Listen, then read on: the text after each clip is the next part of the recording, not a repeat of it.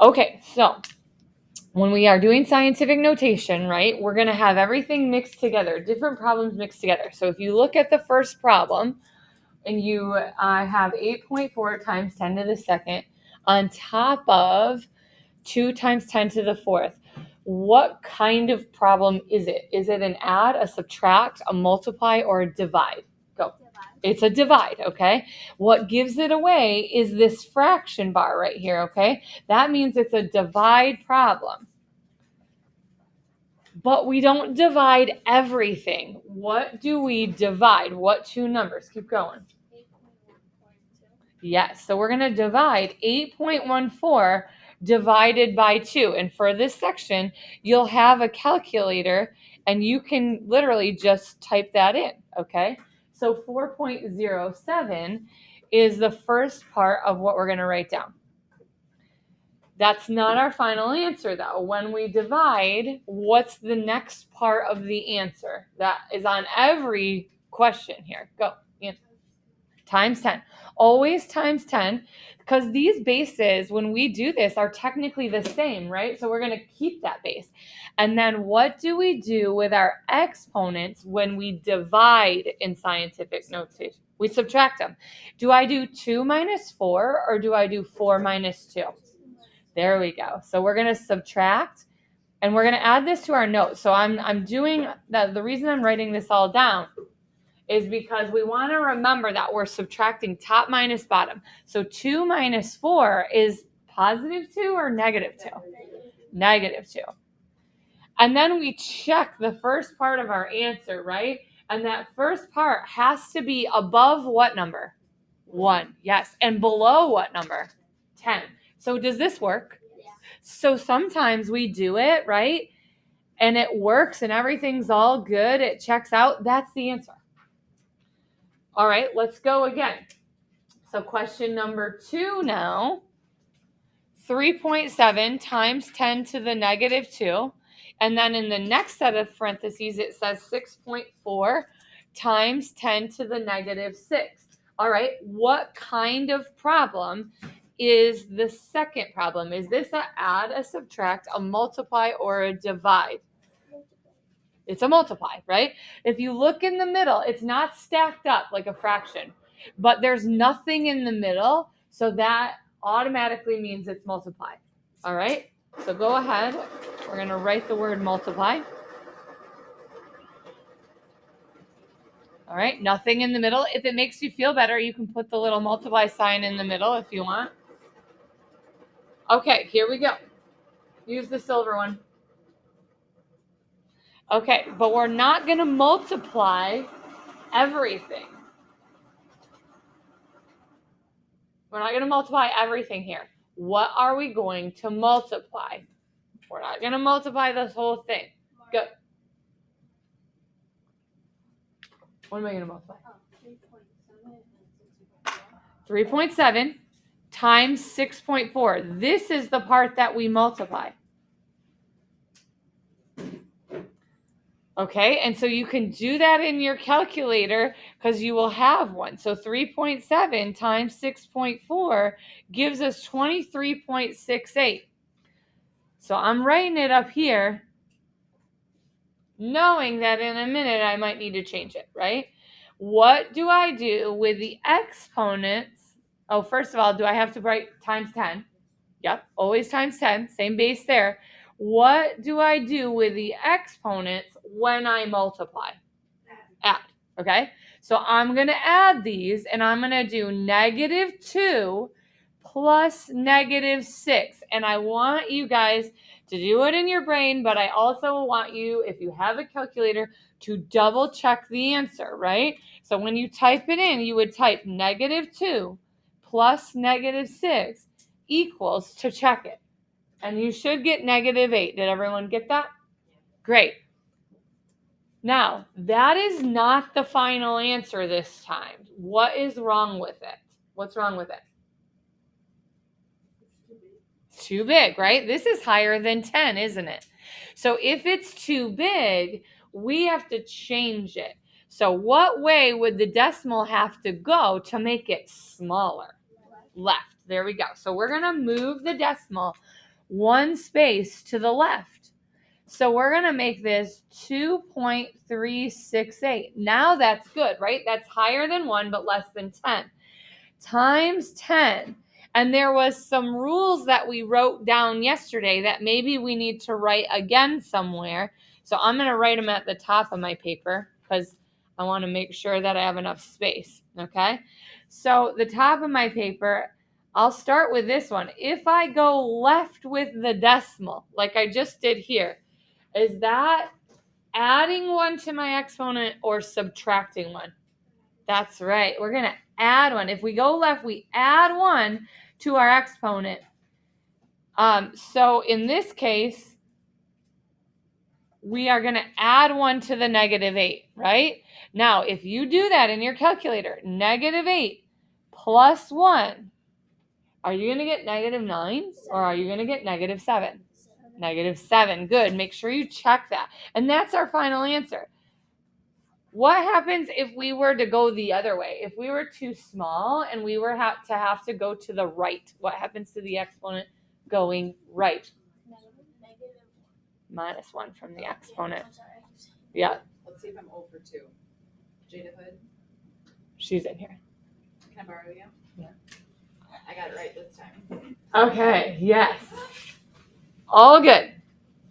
Okay. Does everyone understand those two? That's what we did yesterday. Okay. Do not get confused with the next one. Now I'm going to use a separate sheet of paper. You guys might have to do this on the back because, of course, I copied it and didn't leave enough space. My apologies. All right. So this one, 3.1 times 10 to the third plus, super important there, 4.3 times 10 to the fourth. Do I type that one in my calculator? No. I do not. How do I do an addition problem? We got to think back. This is what we did before we started multiply and divide. What do I do, Liz Marie? What do I do? Yes, I have to start by moving my decimal. So 3.1, I got to move that out 1, 2, 3 spaces.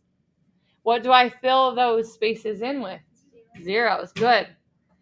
4.3, how many spaces do I move out? 4. 1, 2, 3, 4 spaces. Once I move them out, what do I do next? Line them up. There we go. 3, 1, 0, 0. There's my decimal. We want to line them up by the end decimal. So I'm going to take that one. 1, 2, 3 zeros, then a 3, and then a 4. And I am adding, right? So there's subtract that's like this too. But this time I'm adding. And I start on this side. 0 plus 0 is 0. 0 plus 0 is 0. 1 plus 0 is 1. 3 plus 3 is 6. 0 plus 4 is 4. What's the name for this answer? Standard. Good. This is standard form. Just so you know. But on the test that we're going to take soon, it's not going to ask you for the answer in standard form. It's going to ask for it in scientific, right? So how do I put it back into scientific notation? Where does the decimal have to go? Where does it go? Between what two numbers? Somebody on this side. Go. Between the 4 and the 6. So 4.61 times 10. Who knows my exponent for this one? What's it going to end up being? What's it going to end up being? It's going to be a 4. Here's why.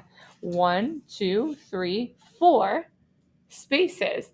Why is it positive 4, not negative 4?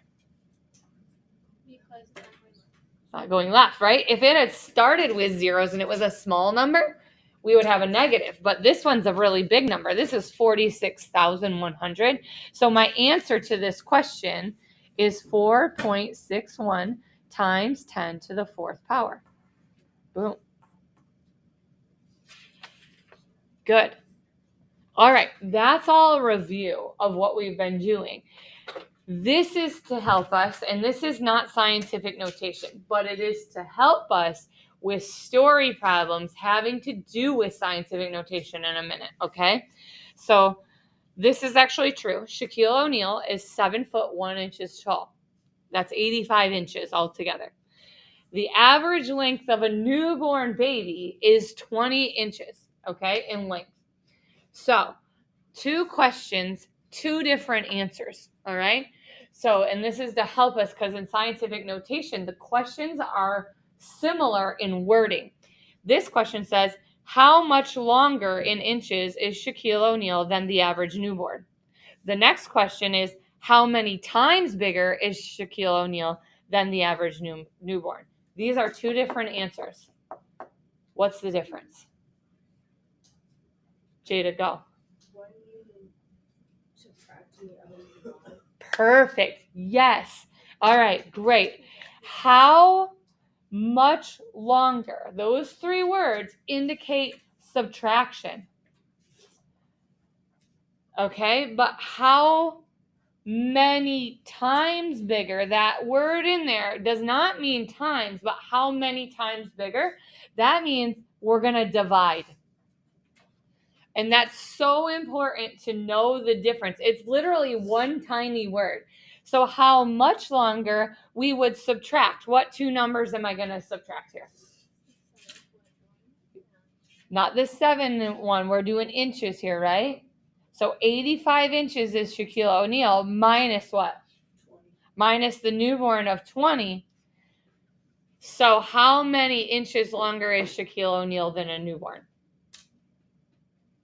What's our answer here? Yeah, 65 inches longer. That would be our answer here. We would just subtract. But that's different. This is a lot different, actually. How many times bigger means we're going to divide. What are we going to divide? Am I going to divide the same numbers? 85 of Shaq, right? Divided by what? The 20, the baby's length. This is going to give you a much different answer. What do we get? 85 divided by 20, and you're probably going to get a decimal, right? 4.25. So this answer is that he is not 4.25 inches longer. He's 4.25 times larger. What this one means, the top one means he's exactly 60. You could measure that with a tape measure. He's 65 inches longer than the average newborn. This means you could lay out 4 babies, 0.25. You're not going to lay out 0.25 of a baby, but just imagine 4 babies and then like a quarter of a baby, and it would equal Shaq's length, right? So here's your baby. Oh, yeah. Here's a next baby. Wham! Here's the next baby. Oh, he has legs too. Sorry. Okay, here's the next baby. Wham! And then 0.25, so maybe just a part of the next baby. That is equivalent to 1 Shaquille O'Neal. That's what that means. Okay? Makes sense?